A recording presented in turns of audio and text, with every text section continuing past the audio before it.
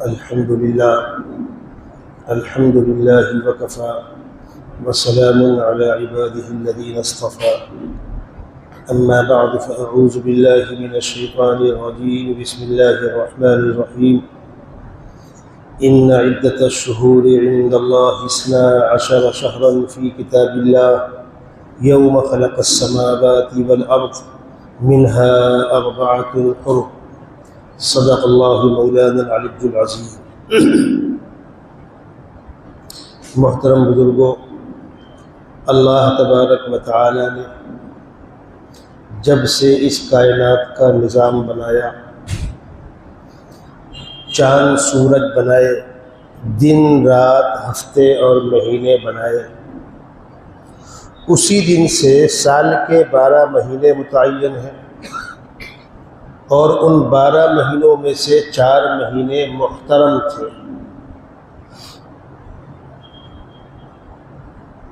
3 مہینے مسلسل، ذی قعدہ، ذی الحجہ، محرم، اور 1 مہینہ رجب کا، شعبان سے پہلے والا مہینہ۔ عید کا مہینہ شوال کا مہینہ کہلاتا ہے، اس کے بعد کا مہینہ ذی قعدہ کا مہینہ کہلاتا ہے، اس کے بعد بقرعید والا مہینہ ہے ذی الحجہ کا، اور ذی الحجہ کے بعد محرم جو ابھی چل رہا ہے۔ تو 3 مہینے مسلسل، ذی قعدہ، ذی الحجہ، محرم، اور 4تھا مہینہ رجب۔ روز اول سے یہ 4 مہینے محترم تھے۔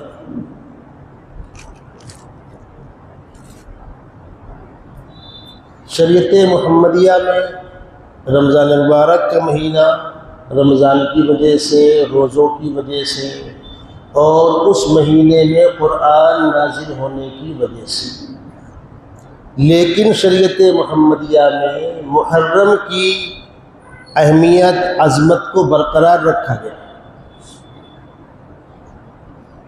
اسی لیے اسلامی تاریخ کا پہلا مہینہ محرم الحرام،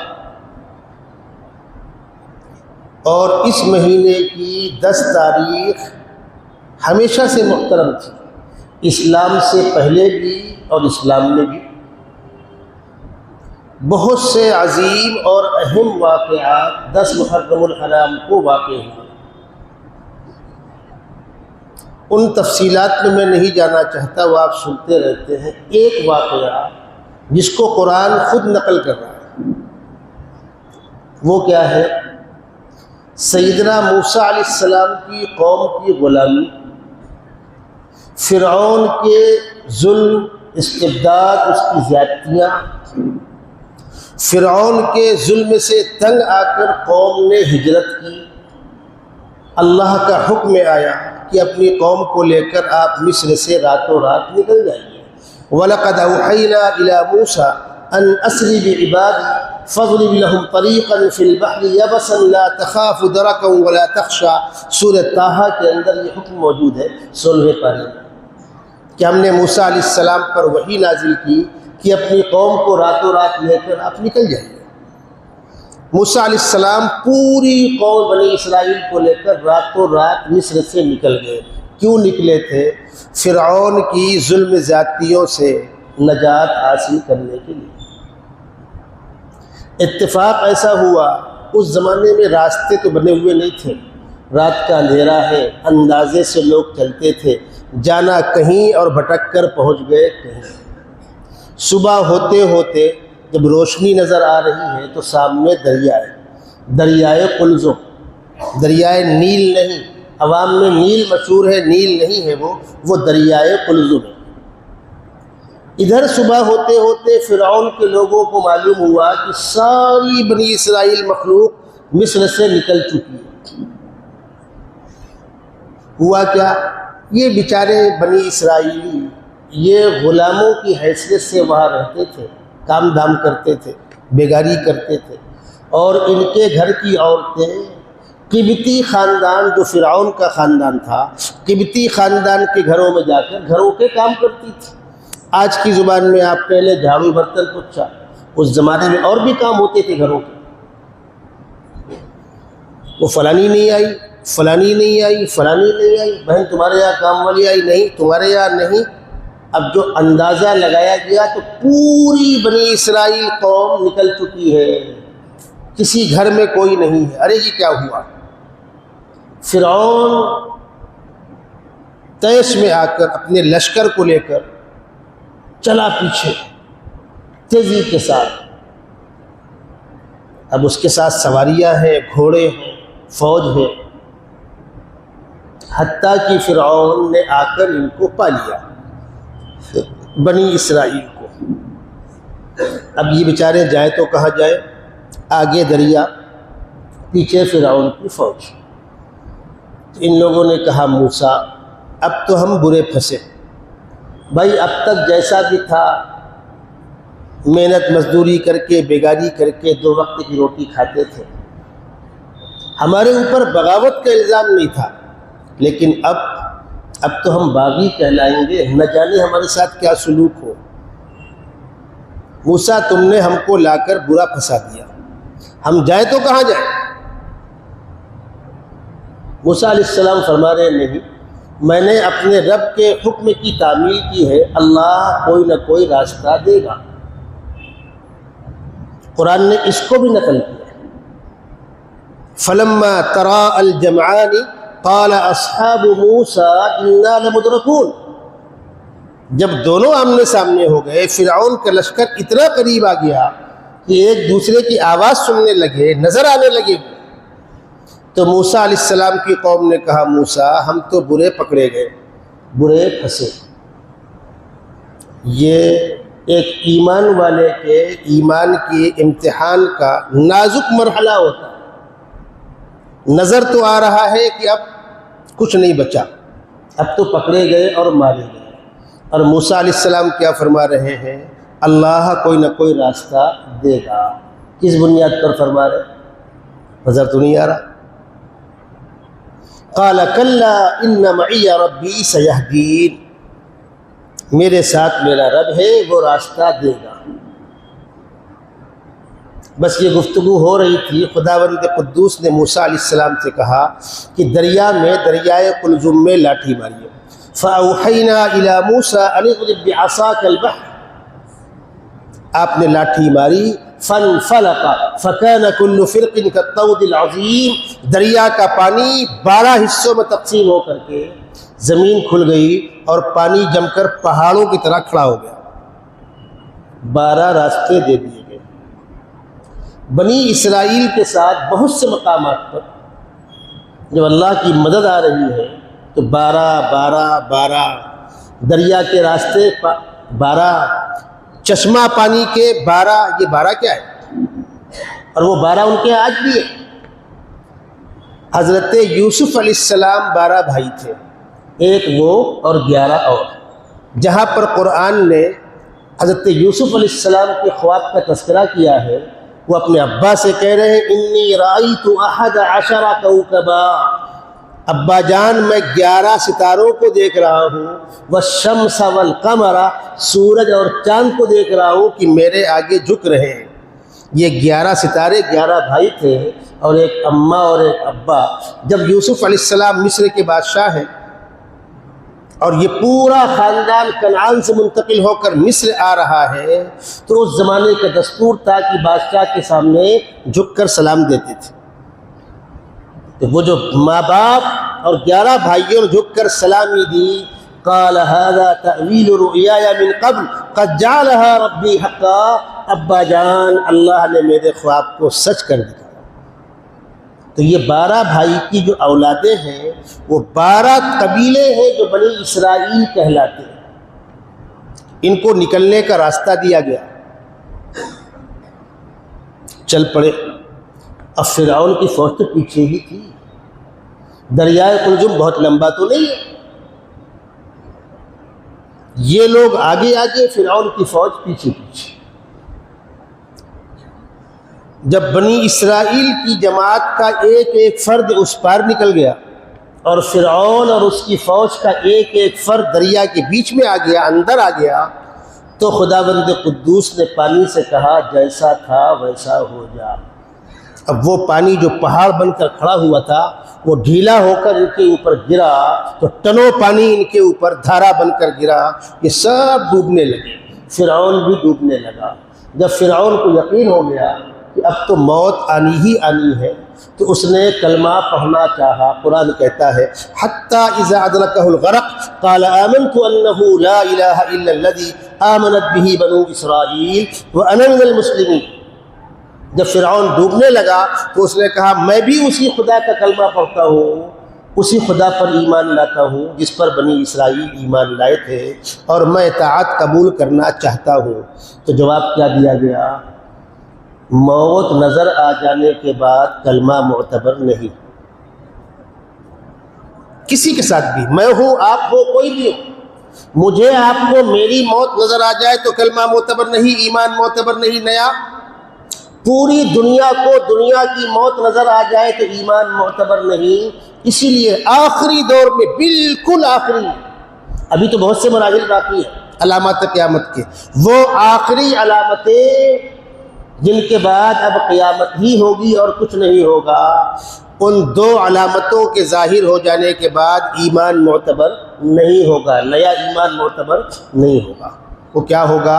سورج کا بجائے پورب کے پچھم سے طلوع ہونا، اور صفا پہاڑی پھٹے گی، اس کے اندر سے ایک جانور نکلے گا جس کو قرآن نے دابۃ الارض کہا ہے، وہ تقریریں کرتا ہوگا، ایمان والوں کی پیشانی پر ایمان کی نشانی لگاتا ہوگا اور غیر ایمان والوں کی پیشانی پر کفر کی نشانی لگاتا ہوگا، اور کہتا ہوگا لوگوں بہت موقع دیا لیکن تم نے سمجھا نہیں، تم ماننے کے قریب نہیں آئے۔ سورہ قصص 20ویں پارے کے اندر قرآن نے کہا ہے وَإِذَا وَقَعَ الْقَوْلُ عَلَيْهِمْ أَخْرَجْنَا لَهُمْ دَابَّةً مِّنَ الْأَرْضِ تُكَلِّمُهُمْ أَنَّ النَّاسَ كَانُوا بِآيَاتِنَا لَا يُوقِنُونَ۔ لوگ ہماری باتوں پر یقین نہیں کرتے تھے، اب مانو گے؟ ان نشانیوں کو دیکھنے کے بعد ہر شخص جو پہلے سے ایمان میں نہیں تھا وہ ایمان میں داخل ہونا چاہے گا، لیکن دروازہ بند ہو چکا ہوگا۔ بالآخر فرعون کی پوری قوم ڈوبی، فرعون ڈوبا۔ فرعون جیسا ظالم و جابر ڈوب کر مر جائے گا، دنیا یہ ماننے کو تیار نہیں تھی۔ حتیٰ کہ موسیٰ علیہ السلام نے جب بنی اسرائیل سے کہا کہ فرعون مر گیا، اتنے مرعوب تھے کہ ماننے کو تیار نہیں تھے۔ آپ نے لا کر دکھایا تو اس کی لاش پڑی ہوئی ہے۔ فرعون نے مرتے مرتے کلمہ پڑھا تھا، گرچہ معتبر نہیں ہوا، تو خداوند قدوس نے کہا فرعون ایمان تو قبول نہیں ہوگا، لیکن اتنا ہم کریں گے کہ تیری لاش کو نہ پانی میں سڑنے گلنے دیں گے، نہ مچھلیوں کی غذا بنائیں گے، تیری لاش فنا نہیں ہوگی۔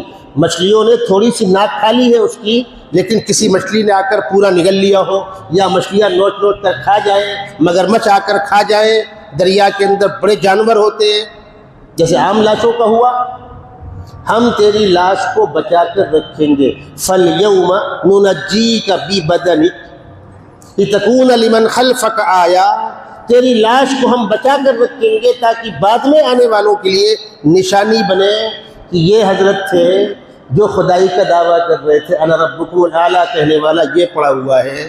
اور آج بھی مصر کے عجائب گھر میں فرعون کی لاش پڑی ہوئی ہے، اور قرآن نے فرعون کے اوپر جو عالم برزخ میں عذاب ہو رہا ہے، النار یعرضون علیہا غدوا وعشیا، اس عذاب کا تذکرہ کیا ہے۔ اللہ ہماری آپ کی سب کی حفاظت فرمائے۔ عالم برزخ کی منزل بڑی ہولناک منزل ہے۔ دیکھنے والوں نے بتلایا کہ فرعون کی لاش ہلتی ہے، تکلیف سے ہلتی ہے۔ بہرحال وہ ایک الگ موضوع ہے۔ یہ جو واقعہ ہوا، بنی اسرائیل کو نجات دی گئی فرعون کے ظلم زیادتی سے، اس کو قرآن نے 10 مقامات پر نقل کیا ہے۔ پہلے پارے کے اندر ایک رکوع ختم ہوتا ہے، اگلا رکوع شروع ہوتا ہے یا بنی اسرائیل سے، اس کی اگلی آیت ہے وَإِذْ نَجَّيْنَاكُمْ مِنْ آلِ فِرْعَوْنَ يَسُومُونَكُمْ، جب ہم نے تم کو نجات دی فرعون کے لوگوں سے جو تم کو بدترین عذاب چکھاتے تھے۔ یسومونکم سوء العذاب، یذبحون ابناءکم ویستحیون نساءکم، تمہارے بچوں کو ذبح کر دیتے تھے، بچیوں کو زندہ رکھتے تھے، پوری قوم کے نئے بچوں کو ذبح کر دیا گیا تھا، 70,000 بچوں کو ذبح کیا گیا تھا۔ کیوں؟ فرعون سے کسی کاہن نے کہا تھا کہ بنی اسرائیل میں ایک بچہ پیدا ہوگا جس کے ہاتھوں تیری حکومت جائے گی، تو اس نے کہا تھا میں اب کسی بچے کو زندہ رہنے ہی نہیں دوں گا، اس لیے بنی اسرائیل میں پیدا ہونے والے ہر بچے کو فرعونی پولیس پکڑتی تھی اور ذبح کر کے ختم کر دیتی تھی۔ یسومونکم سوء العذاب یذبحون ابناءکم ویستحیون نساءکم وفی ذالکم بلاء من ربکم عظیم، یہ تمہارے رب کا بہت بڑا انعام ہے۔ قومی پیمانے پر بنی اسرائیل کو صدیوں کی غلامی سے نجات ملی۔ یہ واقعہ کب ہوا ہے؟ 10 محرم الحرام کو۔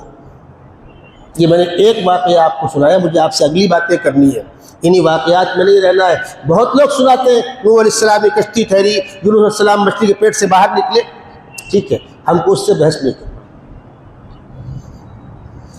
اس واقعے کی بنیاد پر پچھلی امتوں میں بھی 10 محرم الحرام کی اہمیت و عظمت تھی۔ شریعت محمدیہ میں رمضان مبارک کا روزہ فرض ہونے سے پہلے محرم کا روزہ فرض تھا، پھر رمضان کا روزہ آ گیا، یہ نفل روزہ برقرار رہا اپنی فضیلت کے ساتھ۔ 10 سے پہلے 9 ملا لو یا 11 ملا لو، اس لیے کہ یہودی بھی رکھتے تھے، اب کم وقت کیا کرتے ہیں، اب تو بہت آوارگی آ گئی، آزادگی آ گئی، مذہبی بنیاد پر ان کے ہاں یہ دن محترم تھا 10 محرم الحرام کا۔ تو آقا صلی اللہ علیہ وسلم نے خود بھی روزہ رکھا، اپنے صحابہ سے رکھنے کے لیے کہا البتہ ایک آگے یا پیچھے ملا لو تاکہ مشابہت سے ہم دور رہیں۔ 10 محرم الحرام پہلے سے محترم ہے، محرم کا مہینہ پہلے سے محترم ہے، اور اسی محرم کی مہینے کی پہلی تاریخ کو خلیفہ ثانی، خلیفہ راشد سیدنا عمر بن خطاب رضی اللہ تعالی عنہ کی شہادت ہوئی ہے۔ اتفاق ایسا ہوا کہ ہجرت کے 60 سال گزر جانے کے بعد 61ویں سال نواسہ رسول سیدنا حسین رضی اللہ تعالی عنہ کی بھی مظلومانہ شہادت ہوئی۔ لیکن یہ سمجھنا کہ حضرت حسین رضی اللہ تعالیٰ عنہ کی شہادت کی بنیاد پر 10 محرم اہمیت کا حامل ہے، یہ تو نادانی ہے، غلط فہمی ہے، اس لیے کہ آقا صلی اللہ علیہ وسلم کے زمانے سے 10 محرم کی اہمیت و عظمت ہے۔ اب پیچھے لوٹیے، انشاءاللہ گفتگو سلسلے وار جاری رہے گی۔ پچھلی 2 ملاقاتوں میں آپ نے پہلی ملاقات میں اہل بیت کے موضوع پر سنا، اور دوسری ملاقات میں اسلام کی خاطر روز اول سے قربانی دینے والوں کی قربانیوں پر آپ نے سنا، جس میں سب سے اوپر نام آتا ہے سیدنا ابوبکر صدیق رضی اللہ تعالی عنہ کا، دوسرے خلیفہ سیدنا عمر بن خطاب جن کی محرم الحرام کی پہلی تاریخ کو شہادت واقع ہوئی۔ یہ کون ہیں وہ سن لیجئے، کیا کارنامے تھے وہ سن لیجئے، کیوں شہید کیا گیا وہ بھی سن لیجئے گا۔ اللہ کے نبی صلی اللہ علیہ وسلم مکہ المکرمہ میں ہیں، دین کا پیغام اللہ کے بندوں کو پہنچا رہے ہیں، اس لیے کہ خداوند قدوس نے آپ کو اس کا پابند کیا تھا کہ ہم آپ کے اوپر جو وحی اتار رہے ہیں وہ بندوں تک پہنچا دیجئے۔ یا ایھا الرسول بلغ ما انزل الیک من ربک وان لم تفعل فما بلغت رسالتہ، اور اگر آپ نے نہیں پہنچایا تو ذمہ داری سے بری نہیں کہلائیں گے۔ اس لیے آپ تیزی کے ساتھ اللہ کا پیغام اللہ کے بندوں تک پہنچانا چاہتے تھے۔ بہت کوشش کی آپ نے، بہت کوشش کی، لیکن مکہ المکرمہ میں حالات ایسے ہیں جتنی کوششیں کر رہے ہیں اتنی مخالفتیں بڑھ رہی، جتنی کوششیں کر رہے ہیں اتنی مخالفتیں بڑھ رہی۔ چند اہم واقعات آپ سن لیں، تفصیل تو بہت ہے۔ اللہ کے نبی صلی اللہ علیہ وسلم کے جن چچاؤں نے اسلام کی خاطر قربانیاں دی اور جن چچاؤں کو اسلام کی سعادت نصیب ہوئی ہے، اس میں 2 نام سر فہرست ہیں، سیدنا حضرت حمزہ رضی اللہ تعالی عنہ اور سیدنا حضرت عباس رضی اللہ تعالی عنہ، چچا ابو طالب، انہوں نے محبت بہت کی، شفقت بہت کی، لیکن راجح قول یہ ہے کہ ایمان کی توفیق نہیں ہے۔ شیعہ سر کے بل کھڑے ہو کر کہے گا نہیں ایمان لائے تھے، کیوں؟ حضرت علی کے ابا ہے نا وہ، لیکن تحقیق یہ ہے کہ ایمان کی توفیق نہیں ہوئی، خدمات بہت ہیں، قربانیاں بہت ہیں۔ چچا حمزہ، چچا عباس، ان کو اسلام کی سعادت بھی نصیب ہوئی۔ چچا حمزہ نے شروع دور میں ہی اسلام قبول کر لیا 5ویں سال، اور چچا عباس کو ہمدردی بہت تھی۔ میں ان کی ہمدردی کے ایک آدھ واقعات سناؤں گا آپ کو۔ اسلام قبول کیا ہے فتح مکہ کے موقع پر، وہ ہجرت کر کے سامان باندھ کر مکے چل چکے تھے، اور آقا صلی اللہ علیہ وسلم 10,000 کا لشکر لے کر مدینہ منورہ سے مکے میں داخل ہو رہے ہیں۔ مکے کے باہر چچا عباس سے ملاقات ہو گئی تو ان کے آنکھوں میں آنسو آ گئے کہ بھتیجے میں تو ہجرت کر کے آ رہا تھا، میں ہجرت کی فضیلت سے محروم ہو گیا۔ اس زمانے میں ہجرت بڑی اہمیت کی حامل تھی، ہجرت فرض تھی اور اہم ترین عبادت تھی۔ فتح مکہ کے بعد مکے سے مدینے ہجرت کی فرضیت ختم ہو گئی، اب ضرورت رہی نہیں ہجرت کی، کیوں؟ فتح مکہ سے پہلے مکہ دارالحرب تھا، اور دارالحرب میں وہاں رہنا مناسب نہیں، نکلو وہاں سے۔ جہاں دین پر عمل کرنے کی اجازت نہ ہو، دو ہی راستے ہوتے ہیں، یا تو مقابلہ کرو یا ہجرت کرو، تو مقابلہ کرنے کے لائق نہیں تھے، ہجرت کرتے تھے۔ آقا صلی اللہ علیہ وسلم نے چچا کی دلجوئی کے لیے کہا، چچا انت خاتم المہاجرین، سبحان اللہ، انت خاتم المہاجرین، آپ مہاجرین کے آخری فرد ہیں، آپ خاتم المہاجرین ہیں، آپ کی عزت قابل قبول ہے، اور آئیے ہمارے ساتھ شامل ہو جائیے، اس لیے کہ آپ چلے تھے اسی نیت سے، آپ نے مکہ چھوڑ دیا تھا، آپ چلے تھے اسی نیت سے۔ یہاں پر رک کر ایک بات سمجھ لیجئے، کسی بھی دینی کام میں بندہ نیت کر کے نکل گیا، حاصل نہیں کر سکا، اللہ اس کو اس نیک کام کا ثواب دے گا۔ طالب علم عالم بننے کی مدد سے پڑھنے آ گیا اور انتقال ہوا تو روز قیامت عالم اٹھایا جائے گا۔ حافظ قرآن حفظ کرنے کے لیے کلاس میں آ کر بیٹھ گیا، پڑھنا شروع کیا اور عمر نے وفا نہیں کی، انتقال ہو گیا، تو روز قیامت وہ حافظ کہلائے گا۔ دین کے کسی بھی کام میں اللہ کے راستے بندہ چلا، جو نیت کر کے چلا تھا، اگر یہ نیت کی پوری زندگی چلتا ہی رہوں گا تو اس کو پوری زندگی چلنے کا ثواب ملے گا۔ حاجی حج کرتا ہوا اٹھا لیا گیا تو حاجی کو حاجی کا ثواب ملے گا۔ ابھی حج مکمل نہیں ہوا ہے، احرام کی حالت میں تھا، آ گیا منی، آ گیا مزدلفہ، آ گیا عرفات، آ گیا، ابھی حج مکمل نہیں ہوا ہے لیکن عمر ختم ہو گئی، تو اس کا کیا قصور ہے؟ سیدنا عباس رضی اللہ تعالی عنہ سامان باندھ کر کے مکے سے نکل کر مدینے کے لیے چل پڑے تھے، راستے میں اللہ کے نبی صلی اللہ علیہ وسلم سے ملاقات ہوئی تھی۔ مکے میں رہتے ہوئے کئی ایسے موقع ہیں جہاں پر باہر کے لوگوں سے اللہ کے نبی بات کر رہے ہیں، قافلوں سے، مکے سے باہر سے آئے ہوئے جو وفود تھے، قافلے تھے، ان سے بات کر رہے ہیں، اور چچا عباس ساتھ میں۔ جب ایمان نہیں قبول کیا، کتنا بھروسہ ہوگا چچا عباس پر، اور کتنا پیار کرتے ہوں گے چچا عباس اپنے بھتیجے سے۔ یہ دو چچا آپ کے ایسے ہیں، حضرت حمزہ رضی اللہ تعالی عنہ اور حضرت عباس، جو اللہ کے نبی پر جان نچھاور کرتے تھے۔ حضرت حمزہ اللہ کے نبی صلی اللہ علیہ وسلم سے صرف 2 سال بڑے تھے، بچپن کا ساتھ تھا، بے تکلفی تھی، اور حضرت حمزہ کی والدہ، اس مسئلے کو ذرا سنجیدگی سے غور سے آپ سنیے گا، کچھ لوگ چونکتے ہیں۔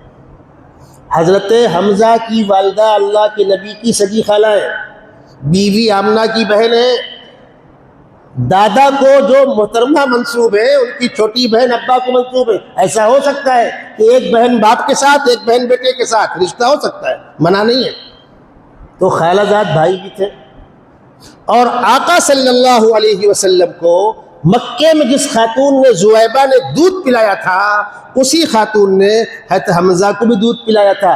دودھ شریکی بھائی بھی تھے اور چچا بھی تھے، 3 رشتے تھے، خالہ زاد بھائی، چچا زاد بھائی اور دودھ شریکی بھائی۔ حضرت حمزہ اللہ کے نبی سے بے پناہ پیار کرتے تھے، ابھی اسلام میں داخل نہیں ہوئے، اور مخالفت شباب پر ہے۔ اللہ کے نبی صلی اللہ علیہ وسلم خانہ کعبہ کے طواف بھی کر رہے، بیٹھ کر قرآن پاک کی تلاوت بھی کر رہے، جو معمول تھا۔ مکے کی بستی چھوٹی سی تھی، اکثر سب وہی جمع رہا کرتے تھے۔ یہ حتیم دیوار جو ہے نا حتیم کی، یہ پوری حتیم خانہ کعبہ کا حصہ نہیں ہے، 2 ہاتھ تو خانہ کعبہ کا حصہ ہے، باقی زائد دیوار تھی۔ خانہ کعبہ اصلاً چوکور تھا، یہ حصہ قریش نے تعمیر کے وقت باہر کر دیا تھا، اس لیے کہ پاکیزہ پیسہ کم پڑ رہا تھا۔ یہ طے تھا کہ خانہ کعبہ کی تعمیر میں پاکیزہ پیسہ لگانا ہے۔ وہ کیا ہوگا؟ پھلوں کا پیسہ، جانوروں کے دودھ کا پیسہ، اس قسم کی کچھ جس کے اندر کوئی شائبہ نہ ہو گندگی کا، اور پیسہ تھا ان کے پاس، لیکن یہ پیسہ کم پڑ رہا تھا، اتنا حصہ ان لوگوں نے باہر کر دیا تھا، وہ باہر رہا۔ باقی جو لمبی دیوار ہے، مکے والے اس میں ٹیک لگا کر بیٹھ کر گپا بازی کیا کرتے تھے، یہ ان کا مشغلہ تھا اہل مکہ کا، قریش کا۔ اللہ کے نبی صلی اللہ علیہ وسلم طواف کر رہے ہیں، نماز پڑھ رہے ہیں، تلاوت کر رہے ہیں، یہ آپ کا معمول تھا۔ مکے والے آتے تھے، آپ کا مذاق اڑاتے تھے، تالیاں بجاتے تھے، سیٹیاں مارتے تھے، کوئی ساحر کہتا، کوئی کاہن کہتا، یہ تو روز کا معمول تھا۔ لیکن اس دن ابو جہل نے آپ کے ساتھ مزید بدتمیزی کی، اور بدتمیزی کرتے کرتے پتھر اٹھا کر پھینک کر مارا، آپ کے سر پر لگا، آپ خون آلود ہو گئے۔ تشریف لائے گھر، کپڑے بدل لیے۔ حضرت حمزہ رضی اللہ تعالی عنہ شکار کرنے گئے ہوئے تھے، شکار کر کے لوٹ کر آئے تو وہ کمان جو ہوتی ہے جس کو کھینچ کر تیر پھینکتے ہیں، وہ کمان 2 طرح کی ہوتی ہے۔ ایک تو کمان ہی کمان ہوتی ہے فکس، اور ایک ہوتی ہے نرم لکڑی، اس کو گول کر کے جھکا کر رسی پھانس دیتے ہیں تو کمان کا کام کرتی ہے، رسی نکال دو تو ڈنڈی اور لاٹھی بن جاتی ہے۔ حضرت حمزہ کے ہاتھ میں وہ کمان تھی جو رسی نکال دو تو کھل جاتی۔ گھر پہنچے تو ان کی باندی نے بتلایا کہ تمہارے بھتیجے سیدنا محمد صلی اللہ علیہ وسلم کے ساتھ ابو جہل نے یہ بدتمیزی کی ہے، ان کو مارا ہے، سر زخمی ہوا ہے، وہ خونہ خون ہو گئے۔ بس اتنا سننا تھا۔ حضرت حمزہ نکلے گھر سے، ابو جہل وہیں بیٹھا ہوا ہے خانہ کعبہ کے پاس، کچھ لفاڑی بچوں کو لے کر کے جا کر کہا، ابو جہل تو نے میرے بھتیجے کو کیا لاوارث سمجھا ہے؟ تیری جرأت کیسے ہوئی اس پر حملہ کرنے کی؟ اور اسی کمان کی لکڑی سے ابو جہل کے سر پر مارا، مجمع کے بیچ میں۔ ابو جہل کا سر زخمی ہوا اور کہا، آئندہ میں نہ سنوں ایسی حرکت، اور یہ کہہ کر لوٹے تو جو آس پاس لوگ تھے انہوں نے کہا، سردار ہم 10-20 لوگ ہیں، حمزہ اکیلے آئے آپ کو مار کر چلے گئے، ایک زبان آپ نے اشارہ کیا ہوتا ہم حمزہ کے ٹکڑے ٹکڑے کر دیتے۔ ابو جہل نے کیا جواب دیا وہ سنیے۔ ابو جہل نے کہا، وہ کام تو میں کر سکتا تھا، لیکن تم دیکھ رہے ہو بھتیجے کی محبت میں اس وقت مغلوب ہے، مجھ کو ڈر یہ ہوا کہیں بات بڑھی اور حمزہ نے اسلام قبول کر لیا تو بڑے مسائل کھڑے ہو جائیں گے، اس لیے میں نے اس تکلیف کو برداشت کیا اور بدلہ نہیں لیا۔ حضرت حمزہ رضی اللہ تعالیٰ عنہ لوٹ کر آئے، کہا، بھتیجے خوش ہو جاؤ، میں نے تمہارا بدلہ لے لیا۔ آپ نے فرمایا، چچا خوشی اس وقت ہوتی جب آپ اسلام قبول کر لیتے، چچا خوشی اس وقت ہوتی جب آپ اسلام قبول کر لیتے۔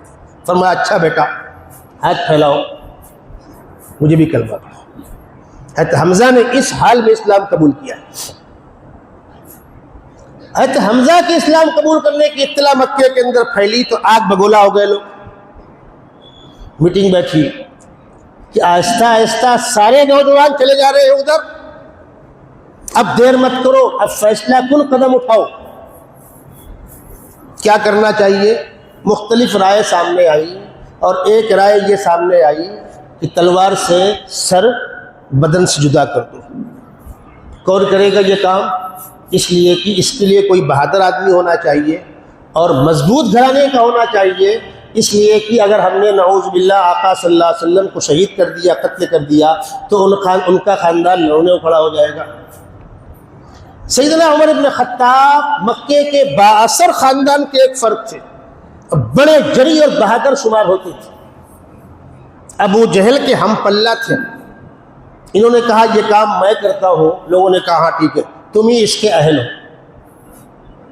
تلوار لی اور چلے، میں ابھی سر لے کے آتا ہوں۔ اب ننگی تلوار ہاتھ میں ہے۔ اللہ کے نبی صلی اللہ علیہ وسلم عام طور پر اپنے صحابہ کے ساتھ کسی مقام پر روپوش ہو کر بیٹھتے تھے ان کی تربیت کرنے کے لیے۔ دار ارقم میں آپ ٹھہرے ہوئے ہیں، جب آپ کا طواف مکمل ہوتا ہے اور آپ حجر اسود کو سلامی دے کر گھوم کر صفا پہاڑی پر جاتے ہیں، طواف صفا شروع ہوتا ہے نا بھائی، صحیح۔ جب آپ خانہ کعبہ سے لوٹ کر کے صفا پہاڑی پر جا رہے ہوتے، اس بیچ میں وہ مکان تھا دار ارقم۔ اللہ کے نبی صلی اللہ علیہ وسلم وہاں روپوش ہے، چند صحابہ کو معلوم ہے۔ حضرت عمر ننگی تلوار ہاتھ میں لے کر جا رہے ہیں، ایک صحابی سے ملاقات ہو گئی، حضرت ابو نعیم سے۔ پوچھا عمر خیریت تو ہے؟ صاف زبان کے آدمی تھے، لاگ لپیٹ کچھ نہیں۔ کہنے لگے اب آج جا رہا ہوں خاتمہ کرنے اس فتنے کا جس نے گھر گھر میں جھگڑا لگا دیا ہے۔ اب بیچارے ڈرے کہ یہ ننگی تلوار ہاتھ میں لیے ہوئے ہیں، کہیں اللہ کے نبی صلی اللہ علیہ وسلم کا سامنا ہو گیا، نہ جانے کیا ہو۔ تو انہوں نے وقتی طور پر توجہ ہٹانے کے لیے کہا ارے عمر اپنے گھر کی خبر تو لو، تمہارے گھر میں اسلام داخل ہو چکا ہے، تمہارے بہن اور بہنوئی اسلام قبول کر چکے، بس یہ سننا تھا کہ آگ بگولا ہو گئے۔ میں دوسروں کو سمجھا رہا ہوں، اسلام کو مٹانے کے لیے نکلا ہوا ہوں، اور میرے گھر میں سیدھا اپنے بہن کے گھر۔ دروازے اس وقت ایسے نہیں تھے جیسے آج ہے، ایک دم دراز بھی نہیں ہوتی ہے، اس وقت تو کیل وغیرہ ٹھوک کر کے بس جانور اندر نہ آوے، اور کیا تھا۔ دستک دی تو بہنوئی نے جھانک کر دیکھا، سالے صاحب ہیں عمر ابن خطاب رضی اللہ تعالی عنہ، ننگی تلوار ہاتھ میں ہے، آنکھوں سے خون ٹپک رہا ہے، جنون میں ہے۔ ایک صحابی جو ان کو قرآن پاک کی تعلیم دے رہے تھے، حضرت خباب ابن الارت، یہ ہوا کہ ان کو چھپا دو بھائی، ہم تو گھر والے ہیں، ان کو آڑ میں چھپا دیا گیا۔ دروازہ بہنوئی نے کھولا، اندر آئے، بہنوئی کا گریبان پکڑ کے مارنا شروع کیا۔ تم لوگ بددین ہو گئے ہو، میں سماج کو کیا منہ دکھاؤں گا؟ جب بہنوئی کو بہت مارا تو بہن بیچ میں آ گئی۔ مصیبت ہے، شوہر کو مار لگے گی، بیوی دیکھے گی، اسی جنون میں بہن کو مارا۔ بہنوئی بھی خونہ خون، بہن بھی خونہ خون۔ اور یاد رکھیے گا، جب تک آدمی پر حالات نہیں پڑتے خوف اسی وقت تک ہوتا ہے، جب حالات پڑھ کر گزر جاتے ہیں تو خوف ختم ہو جاتا ہے۔ جب حضرت عمر نے بہن کو بھی مار دیا تو بہن نے کہا عمر، شریف لوگ بہنوں پر ہاتھ نہیں چھوڑا کرتے، یہ کوئی شرافت تقاضا نہیں ہے کہ تم نے بہنوئی کو مارا، بہن کو مارا، عورت ذات پر شریف لوگ ہاتھ نہیں چھوڑا کرتے۔ اور عمر سنو، ہاں ہاں ہم نے اسلام قبول کیا ہے، ہمارے خون کے دوران میں اسلام داخل ہے، ہمارے خون کے آخری قطرے کے ساتھ اسلام چلے گا۔ اور عمر تم نے جو چاہا وہ کیا، جو چاہو وہ کر لو، ہم مسلمان ہو چکے ہیں، اس سے نہیں پھرنے والے۔ اور عمر جس ماں کا دودھ تم نے پیا اسی ماں کا دودھ میں نے پیا۔ عورت ذات کی زبان سے یہ عزم اور حوصلے سے بھرے ہوئے الفاظ، جرأت و ہمت کے ساتھ یہ جواب بہن کا ہے، تو عمر نے سر جھکایا، کچھ دیر کے لیے شرمندگی کا احساس ہوا، اور فرمایا اچھا لاؤ دکھاؤ تم کیا پڑھ رہے تھے۔ بس یہ سننا تھا کہ وہ صحابی جو پردے میں چھپے ہوئے تھے وہ باہر آ گئے۔ ہوا کیا تھا، ایک دن پہلے مکے کے اندر سیدنا حمزہ رضی اللہ تعالیٰ عنہ کے اسلام قبول کر لینے کے بعد بھونچال آ گیا تھا نا۔ ایک دن پہلے اللہ کے نبی صلی اللہ علیہ وسلم نے دعا کی تہجد میں، خدا بندہ دو عمروں میں سے ایک کو اسلام کی ہدایت دے دے، مسلمان بہت مظلوم ہے۔ ابو جہل کا نام بھی عمرو ابن ہشام تھا اور یہ عمر ابن خطاب تھے، دو میں سے کسی ایک کو اسلام کی توفیق دے کر اسلام کو طاقت پہنچا، اللہم اعز الاسلام باحد الامرین، دو میں سے کسی ایک کو ہدایت دیجیے۔ یہ دعا حضرت عمر کے حق میں قبول ہوئی تھی۔ اب وہ حضرت عمر فرما رہے ہیں لاؤ وہ قرآن مجھ کو بھی دکھاؤ۔ بہن نے کہا نہیں، آپ ناپاک ہیں، غسل کیا۔ قرآن پاک کا وہ حصہ جو یہ لوگ پڑھ رہے تھے وہ سامنے کیا گیا۔ کون سا حصہ پڑھ رہے تھے؟ 16ویں پارے کے آدھے پارے پر سورہ طٰہٰ شروع ہوتی ہے، اس کی شروع کی آیتیں۔ وہ تو اللہ کا کلام پورا ہی بڑا پرعظمت ہے، لیکن یہ حصہ تو عجیب جلال ہے، خداوند قدوس کا جلال ٹپک رہا ہے ان آیتوں کے اندر۔ طٰہٰ ما انزلنا علیک القرآن لتشقی، اے ہمارے محبوب ہم نے قرآن آپ پہ اس لیے نہیں اتارا کہ آپ مشقت میں پڑ جائیں۔ اللہ کا پیغام اللہ کے بندوں کو پہنچا دیجئے، جو مانے اس کی مرضی، نہ مانے اس کی مرضی۔ کلا انہا تذکرہ فمن شاء ذکر، خدا کسی کا محتاج نہیں ہے، ساری انسانیت بغاوت کر جائے خدا کے خلاف، خدا کی خدائی میں کوئی فرق نہیں پڑنے والا۔ الا تذکرۃ لمن یخشی، جس کو ماننا ہو اس کے لیے نصیحت ہے۔ پھر خداوند قدوس بندوں سے کہہ رہے ہیں بندو ذرا ایک لمحے کے لیے سوچو، یہ کس کا کلام ہے؟ یہ اس خدا کا کلام ہے جس کی انگلیوں کے بیچ میں کائنات گھوم رہی ہے، ایک اشارے میں تہو بالا ہو جاؤ گے۔ تنزیلا ممن خلق الارض والسماوات العلی، زمین و آسمان کو پیدا کرنے والے، بلند آسمانوں کو فضا تک پھینکنے والے خدا کا نازل کردہ کلام ہے۔ اگر خدا کو جلال آیا تو کیا انجام ہوگا؟ یاد رکھنا، جس خدا نے قوم عاد کو، قوم سمود کو، دیگر قوموں کو تباہ اور برباد کر دیا، تم کو بھی تباہ اور برباد کر سکتا ہے۔ کیوں نہیں کر رہا؟ آقا صلی اللہ علیہ وسلم دن میں اللہ کے بندوں کے بیچ میں اللہ کا پیغام سناتے تھے، تکلیفیں برداشت کرتے تھے، اور رات میں تہجد میں رو رو کر امت کی دعائیں کرتے تھے، اور یہ دعا کرتے تھے پروردگار جس طرح آپ نے پچھلی امتوں کو مسخ کیا، میری امت کو مسخ مت کیجیے گا۔ جس طرح پچھلی امتوں کے چہرے خنزیر اور بندے بنا دیے گئے تھے، میری امت کے چہرے مسخ مت کیجیے۔ خدا بندہ جس طرح آپ نے پچھلی امتوں کو اجتماعی طور پر ہلاک کر دیا تھا، میری امت کو ہلاک مت کیجیے گا۔ آپ کی دعاؤں کا نتیجہ تھا کہ خداوند قدوس مکے والوں پر عذاب نہیں اتار رہے تھے۔ قرآن کہہ رہا ہے الرحمن، یہ اس کی صفت رحمان کا تقاضا ہے کہ تم پر عذاب نہیں آ رہا۔ علی العرش استویٰ، وہ عرش پر مستوی ہے، پورے کائنات کا نگراں اور حاکم مطلق ہے۔ تم اس کے پیغمبر تکلیف دے رہے ہو۔ لہو ما فی السماوات وما فی الارض وما بینہما وما تحت الثری، زمین و آسمان اور زمین کے نیچے جہاں تک جو کچھ ہے خدا اس کا مالک ہے۔ ان آیتوں پر نگاہ پڑی، سیدنا عمر بن خطاب کی اہل زبان تھے، پڑھے لکھے تھے، کیا بیتے گی؟ ہم آپ کو ترجمہ سنا رہے ہیں تو آپ کے رونگٹے کھڑے ہو رہے ہیں۔ جو اہل زبان ڈائریکٹ زبان سمجھتے ہوں گے ان کا کیا حال ہوگا؟ آنکھوں سے آنسو جارے۔ اور فرمایا مجھ کو بھی وہیں لے چلو، مجھ کو بھی وہیں لے چلو۔ ابھی کسی کو کچھ نہیں معلوم کہ ہو کیا رہا ہے۔ اللہ کے نبی کی دعا اپنا اثر دکھا رہی ہے، حالات بدل رہے۔ چلے دار ارقم پہنچے، دستک دی، دروازے جھانک کر دیکھا گیا تو عمر بن خطاب ہے، ننگی تلوار ہاتھ میں۔ صحابہ کانپ گئے، یا اللہ۔ حضرت حمزہ کھڑے ہوئے اور فرمایا آنے دو، شرافت سے آتا ہے تو بیٹھا لیں گے، ورنہ اسی کی تلوار سے اس کا کام تمام کر دوں گا۔ حضرت حمزہ تھے نا وہ۔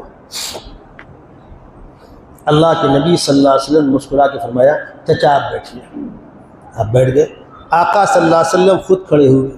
اب صحابہ اور پریشان، یا اللہ، وہ اسی کام کے لیے تو آ رہے ہیں۔ ہم میں سے کوئی جاتا، مارا جاتا، کوئی دقت نہیں تھی، آقا صلی اللہ علیہ وسلم پر کوئی حادثہ پیش آیا تو کیا کریں گے؟ گئے، دروازہ کھولا، سیدنا عمر بن خطاب کی نگاہیں جھکی ہوئی ہیں، اندر داخل ہوئے۔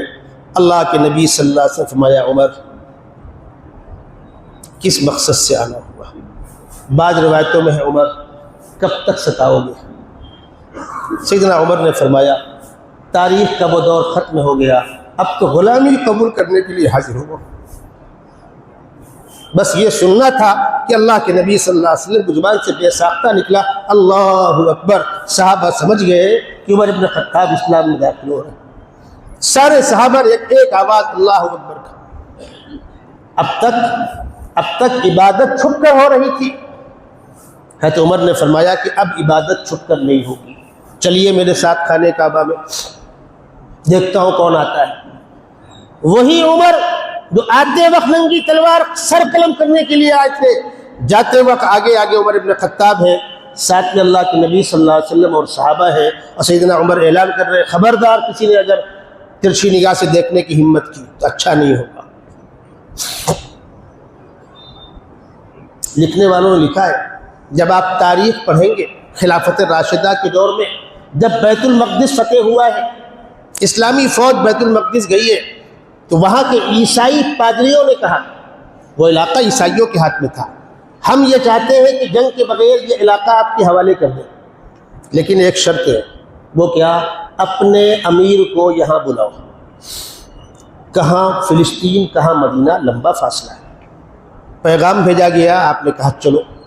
اپنے خادم اسلم کو لے کر آپ ساتھ چلے ہیں، بہت تفصیلی واقعہ ہے، لمبا سفر ہے، ایک سواری اونٹ ہے، کبھی آپ اوپر خادم نیچے، کبھی خادم اوپر آپ نیچے۔ جب فلسطین میں داخل ہو رہے، وہ فلسطین جس کا اسلامی فوج نے محاصرہ کر رکھا ہے، اور وہاں کے جو پادری ہیں وہ کہہ رہے ہیں کہ ہم جنگ کے بغیر حوالے کرنے کو تیار ہیں، چابیاں دیں گے، لیکن اپنے خلیفہ کو بلاؤ۔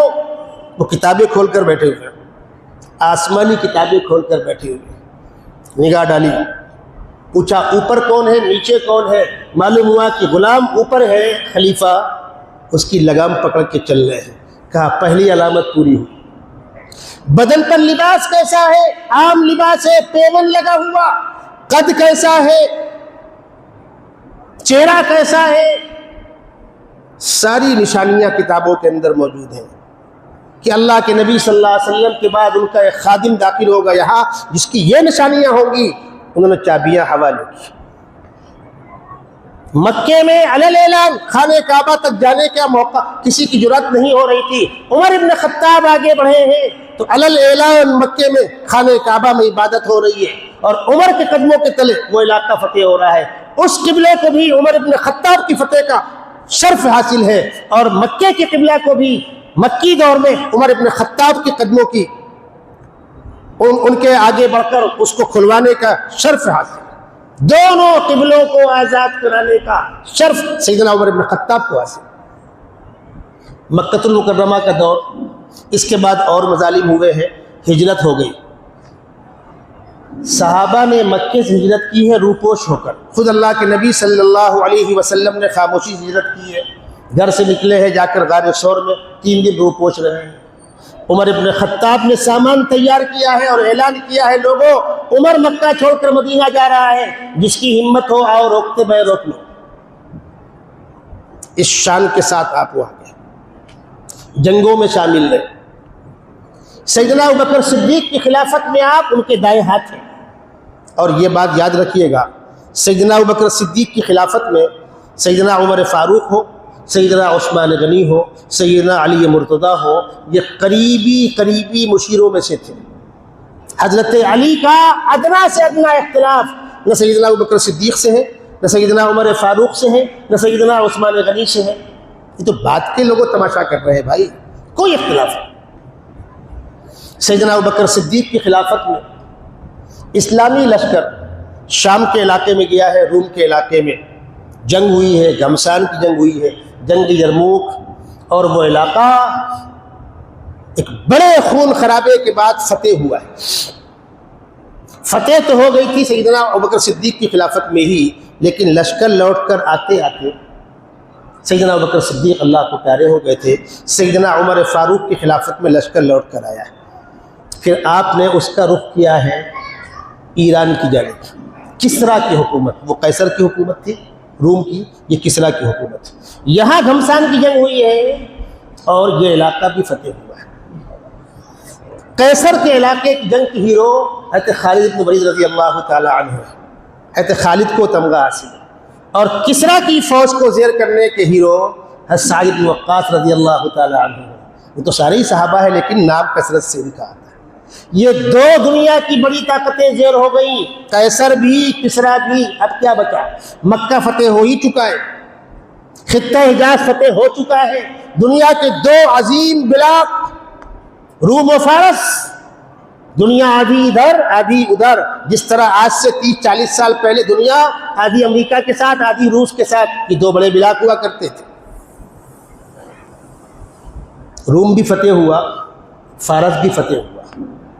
اب دنیا کی بڑی طاقتیں سر جوڑ کر بیٹھی کہ مسلمانوں سے آمنے سامنے کی جنگ تو اب نہیں کر سکتے، بچا کیا؟ جب چودھری مارے گئے تو ہم کس کھیت کی مولی ہے؟ اب جنگ مفید نہیں ہے، پھر آمنے سامنے کی جنگ بند کر دو، جہاں اسلامی فوج آئے سب بولو ہم مسلمان ہیں، ہمیں اسلام قبول ہے، کوئی ٹکراؤ مت پیدا کرو، اور اگلی پلاننگ کرو۔ اگلی پلاننگ کیا کرے؟ ایران کے اندر بیٹھ کر ایک مشورہ ہوا، ایک سازش ہوئی، کیا اگر عمر ابن خطاب اور 5 سال زندہ رہ گئے تو پوری دنیا میں کسی مذہب کا نام و نشان نہیں بچے گا، کسی اور طاقت کا نام و نشان نہیں بچے گا، کسی بھی قیمت پر سب سے پہلے عمر ابن خطاب کو ختم کرو۔ وہ کون سی فوج ہوگی؟ جو مدینے پر حملہ آور ہوگی۔ جن فوجوں نے قیصر و کسریٰ کو تہو بالا کر رکھا ہے ان سے کون ٹکرائے گا؟ کہنے والے نے کہا نہیں، فوج کچھ نہیں کرنی ہے۔ پھر ایک شخص سے کھڑا ہوا جو مجوسی مذہب کا ماننے والا تھا، آگ پرست، اپنے قوم کا چودھری تھا، ابو لولو فیروز۔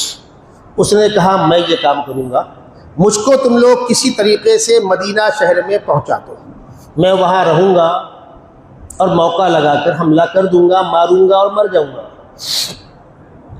مدینے میں اس کو کیسے پہنچائے؟ اس نے کہا مدینے کے بازار میں مجھ کو غلام بنا کر بیچو، کوئی نہ کوئی خرید لے گا، اس بہانے میرے وہاں رہنے کا انتظام ہو جائے گا۔ اس کو ابو لولو فیروز کو مدینے کے بازار میں غلام بنا کر کھڑا کیا گیا اور بیچا گیا۔ حضرت مغیرہ ابن شعبہ رضی اللہ تعالی عنہ نے اس کو خرید لیا۔ یہ تھا کاریگر، اسلحہ بنانے کا ماسٹر، مشینری بنانے کا ماسٹر، یہ پنچکی بنایا کرتا تھا، اسلحے بنایا کرتا تھا۔ تو اس کے آقا نے کہا کہ اتنے پیسے مجھ کو دے دیا کرو، باقی تم رکھو۔ اب اس کو تو اگلا بہانہ چاہیے جس کام کے لیے آیا تھا۔ ایک دن سیدنا عمر ابن خطاب مسجد میں آ رہے ہیں نماز پڑھانے کے لیے، اس نے راستے میں روکا، میرے آقا مجھ پر ظلم کرتے ہیں۔ کیا ظلم کرتے ہیں؟ میرے اوپر اتنا ٹیکس لگا دیا ہے، اتنا پیسہ مجھ کو روز دیا کرو۔ آپ نے پوچھا تم کیا کرتے ہو؟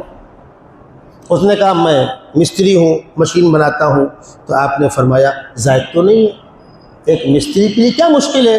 اس نے کہا آپ بھی اپنے لوگ کی حمایت کرتے ہیں، میں آپ کو بھی دیکھ لوں گا۔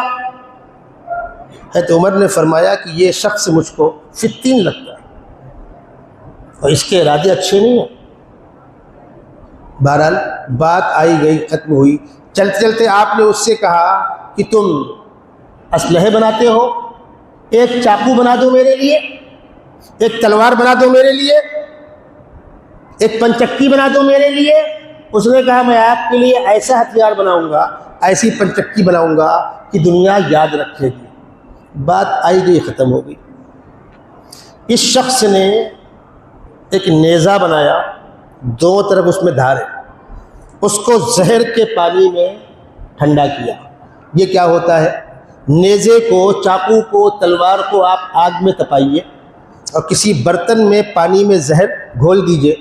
جب یہ ایک دم لال ہو جائے تو اس کو زہر والے پانی میں چھوڑیے، یہ پانی کو چوس لے گا۔ اس نیزے کو زہر کا پانی چسا دیا، پلا دیا۔ ذی الحجہ کا مہینہ ہے جو پچھلا مہینہ گزرا ہے، 27 تاریخ ہے، بدھ کا دن ہے، 23 ہجری ہے، فجر کا وقت ہے۔ اس وقت تو لائٹیں نہیں تھی، اندھیرا ہوتا تھا۔ سیدنا عمر ابن خطاب آئے ہیں مسجد نماز پڑھانے کے لیے۔ یہ مسجد کے ایک کھمبے میں چھپ کر کھڑا ہے۔ سیدنا عمر ابن خطاب نے فجر کی نماز پڑھانے کے لیے کہا اللہ اکبر، صحابہ نیت باندھی۔ یہ نکلا وہاں سے اور ناف کے پاس اس نے نیزے سے 2-3 وار کیے۔ حضرت عمر نے فرمایا اکلنی الکلب، مجھے ایک کتے نے کاٹ لیا۔ آپ گرے، دوسرے صحابی مصلی پر کھڑے ہو کر نماز مکمل کرانا چاہ رہے ہیں تاکہ جماعت نہ ٹوٹے، یہ بھاگنا چاہ رہے ہیں، اس کو صحابہ پکڑنا چاہ رہے ہیں تو اس نے چاروں طرف نیزہ گھمانا شروع کیا، 13 لوگوں کو زخمی کیا، 7 صحابہ اور شہید ہوئے، بمشکل تمام اس کو قابو میں لیا گیا۔ جب یہ قابو میں آ گیا تو اس نے اپنے پیٹ میں چھرا بھونک لیا تاکہ راز فاش نہ ہو۔ نماز ختم ہوئی، سیدنا عمر بن خطاب کو اٹھا کے لایا گیا تو آپ نے پوچھا دیکھو ذرا میرا قاتل کون ہے؟ تو بتلایا گیا حضرت مغیرہ ابن شعبہ کا وہ غلام جو مجوسی ہے۔ تو آپ نے فرمایا الحمدللہ میری موت کسی مسلمان کے ہاتھ سے نہیں ہوئی۔ حضرت عمر دعا کیا کرتے تھے کہ اللہ مجھ کو مدینے میں رہتے ہوئے شہادت نصیب فرما، اسی مدینے کے قبرستان میں تدفین نصیب فرما۔ صحابہ کہتے ہیں ہم سوچتے تھے مدینے میں رہتے ہوئے شہادت کیسے ہوگی، شہادت کے لیے باہر نکلنا ہوگا، لیکن اس واقعے کے بعد سمجھ میں آیا کہ دعا قبول ہے۔ واقعہ بہت لمبا ہے، میں کم سے کم الفاظ سمیٹ رہا ہوں۔ جب یہ طے ہو گیا کہ اب خطرناک زخم ہے، آتے کٹ چکی ہیں، بچنا ممکن نہیں ہے، تو لوگوں نے کہا اپنے بعد خلیفہ نامزد کر دیجئے۔ تو فرمایا 2 راستے ہیں۔ اللہ کے نبی صلی اللہ علیہ وسلم مسئلہ خلافت کو خود طے کر کے نہیں گئے تھے، امت کے اوپر چھوڑ کے گئے تھے، اشارے فرما دیے تھے۔ سیدنا ابوبکر صدیق کو آخری وقت مصلی پر کھڑا کر دیا تھا، اور آخری خطبہ جو آپ نے دیا ہے اس میں صاف اشارہ مل رہا ہے کہ آپ امت کو بتلا رہے کہ میرے بعد سب سے افضل ابوبکر، میرے بعد سب سے افضل ابوبکر، اور اسی بنیاد پر امت نے ان کو اول خلیفہ چنا تھا۔ سیدنا ابوبکر صدیق کے آخری وقت میں لوگوں نے کہا خلیفہ نامزد کر دیجئے، تو آپ نے اپنے جو اہل مشورہ تھے ان کو بلا کر مشورہ کیا، اور سیدنا عمر بن خطاب کے تعلق سے مشورہ کر کے اعلان کر دیا کہ میرے بعد خلیفہ عمر ہوں گے۔ حضرت عمر فرما رہے ہیں ان استخلف فإن أبا بكر قد استخلف وإن لم استخلف فإن رسول اللہ لم يستخلف، اگر میں خلیفہ نامزد کروں تو ابو بکر نے ایسا ہی کیا تھا، اور خلیفہ نامزد نہ کروں تو اللہ کے نبی بھی خلیفہ نامزد کر کے نہیں گئے تھے۔ مجھ کو دونوں اختیار ہیں، میں ایک بیچ کا راستہ اپنا رہا ہوں، 6 افراد کا انتخاب کر رہا ہوں جو 10 مبشرہ میں سے ہیں، وہ آپس میں مشورہ کر کے اپنے میں سے کسی ایک کا انتخاب کر لیں گے۔ لوگوں نے کہا آپ کے بیٹے عبداللہ ابن عمر، یہ بات اچھی طرح آپ کے ذہن میں رہے، حضرت عبداللہ ابن عمر ہر طرح اہل کے خلافت کے، علمی اعتبار سے بھی خاندانی اعتبار سے بھی باپ خلیفہ ہے، تقوی اور طہارت میں اعلیٰ معیار پر تھے۔ فرمایا میرا بیٹا خلافت کا اہل ہے، اس سے انکار نہیں ہے، لیکن یہ میری وصیت ہے کہ میرے بعد اب میرے خاندان میں میرے بیٹے اور پوتوں میں کسی کو خلیفہ نہ بنایا جائے۔ اس کانٹے بھرے تاج کو پہننے کے لیے ایک سر کافی ہے، عمر ابن خطاب کا، اگر میں برابر سرابر چھوٹ جاؤں اس کو میں غنیمت جانوں گا، میرا بیٹا تو خلیفہ نہیں ہوگا، یہ طے ہے۔ ان 6 لوگوں میں کوئی ایک ہوگا جس کی تفصیل میں آپ کو آئندہ بتلاؤں گا، البتہ جو خلیفہ بنے وہ میرے بیٹے سے مشورہ کرے، اس لیے کہ وہ صاحب علم ہے، صاحب بصیرت ہے۔ اب مرحلہ آ رہا ہے کہ انتقال کے بعد تدفین کہاں ہوگی۔ اپنے بیٹے کو بھیجا حضرت عائشہ صدیقہ رضی اللہ تعالی عنہ کے پاس کہ جا کر ام المومنین حضرت عائشہ سے کہنا کہ خادم کی خواہش ہے اب میرے ساتھ خلیفہ مت لگانا، امیر المومنین مت لگانا، اب بولنا آپ کا خادم عمر بن خطاب نے پیغام کہلایا ہے کہ اللہ کے نبی کے قدموں کے پاس جگہ مل جائے آپ کے حجرے میں، اس کی درخواست لے کر آیا۔ جہاں اللہ کے نبی صلی اللہ علیہ وسلم آرام فرما رہے ہیں وہ اماں عائشہ کا حجرہ ہے، اور اللہ کے نبی صلی اللہ علیہ وسلم کی بیماری کے آخری ایام وہیں گزرے ہیں۔ آپ کی روح اس حال میں قبض کی ہے کہ آپ کا سر اماں عائشہ کی گود میں تھا۔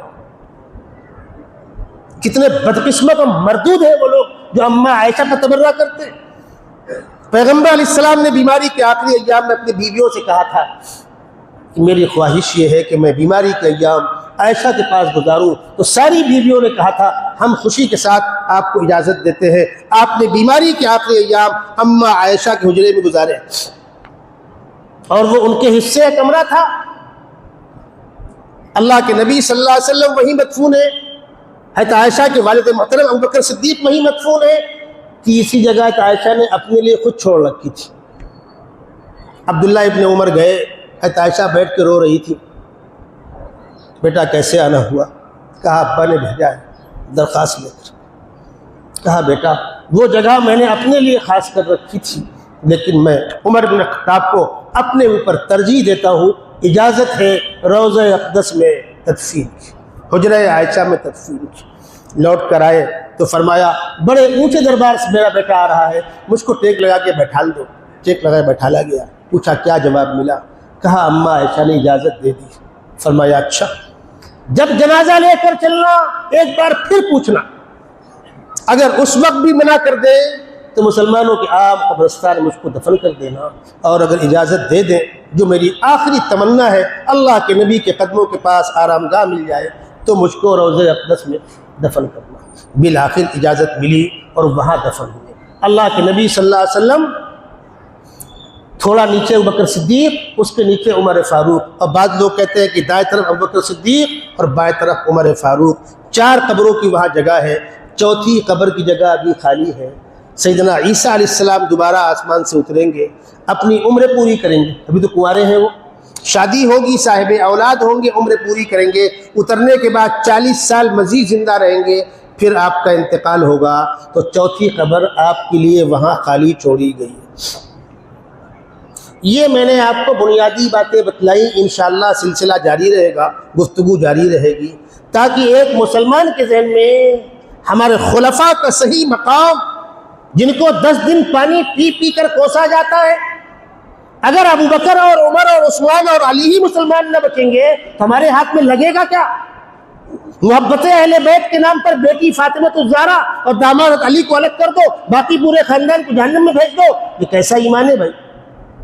شہادت کے نام پر 10 محرم کی شہادت کو یاد رکھا گیا، جنگ بدر کے شہداء کو بھلا دیا، جنگ احد کے شہداء کو بھلا دیا، بی بی سمیہ کی شہادت کو بھلا دیا۔ جنگ بدر کا پہلا شہید حضرت عتبہ، پیر کٹ گیا تھا، گودا بہ رہا تھا، اٹھا کر لائے گئے، اللہ کے نبی صلی اللہ علیہ وسلم کی ران پہ حضرت عبیدہ کا سر رکھا ہوا ہے، نگاہیں آپ کے چہرے کی جانب ہے۔ عبیدہ پوچھ رہے یا رسول اللہ اس خدمت کا بدلہ؟ فرمایا جنت کی حوریں استقبال کے لیے کھڑی ہوئی۔ جنگ بدر جس میں فرشتے نازل ہوئے، اس کا پہلا شہید کسی کو یاد کرنے کا موقع نہیں۔ داماد رسول ذوالنورین عثمان غنی کو مظلومانہ شہید کیا گیا، کسی کو یاد نہیں۔ اللہ کے نبی چچا حمزہ جنگ احد میں آپ کو شہید کیا گیا، لاش کے ٹکڑے کیے گئے، مسلح کیا گیا، کسی کو یاد نہیں۔ مذاق اڑا رکھا ہے شہادت کا، اور ہم بیٹھ کر، ہم چندے دے کر، حوصلہ افزائی کر کے ان چیزوں کا بڑھاوا کا سبب بنے، روز قیامت اللہ کے نبی کو کیا منہ دکھائیں گے؟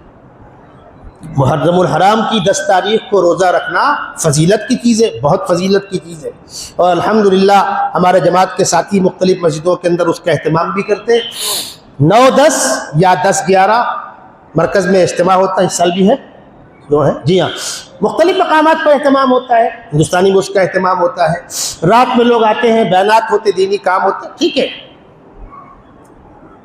البتہ مسئلے کے اعتبار سے کچھ لوگ پوچھتے ہیں کہ اس قسم کے روزے میں، جیسے یہ روزہ ہو گیا، شب برات کا روزہ ہو گیا، عید کے بعد کے 6 روزے ہو گئے، اس قسم کے نفل روزوں میں اگر قضا کی نیت کر لی جائے تو ہوگا، ہو جائے گا۔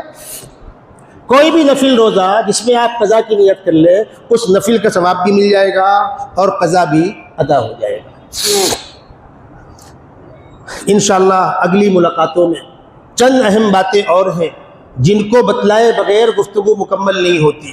اس میں اللہ کے نبی صلی اللہ علیہ وسلم کی آخری بیماری، آپ کے آخری لمحات، سیدنا ابوبکر صدیق کی خلافت وغیرہ وغیرہ، انشاءاللہ اگلی ملاقاتوں میں اس پر گفتگو کی جائے گی۔ میرے بڑے بھائی حضرت مولانا سے محمد طلحہ صاحب بیمار چل رہے ہیں، علاج ہو رہا ہے، گھر پہ ہی ہے، آپ حضرات دعا کریں اللہ تعالیٰ شفا کا۔ ہر شخص آیا ہے اپنی عمر پوری کر کے جائے گا۔ آپ بھی جائیں گے، میں بھی جاؤں گا، سب جائیں گے، لیکن ہمارے بس میں ہوتا ہے کہ ہم کسی دکھی کی مدد کریں، کسی بیمار کی خدمت کریں، علاج کریں، اللہ سے شفا کی درخواست کریں۔ خاص طور پر دعاؤں میں یاد رکھیے اللہ کی طاقت سے بڑی کوئی طاقت نہیں۔ اللہ تعالیٰ ان کو جلد از جلد مکمل شفا دے۔ آپ کی مسجد میں جو کام جاری ہے، بچے انشاءاللہ باہر کھڑے ہوں گے گیٹ پر نکلتے وقت،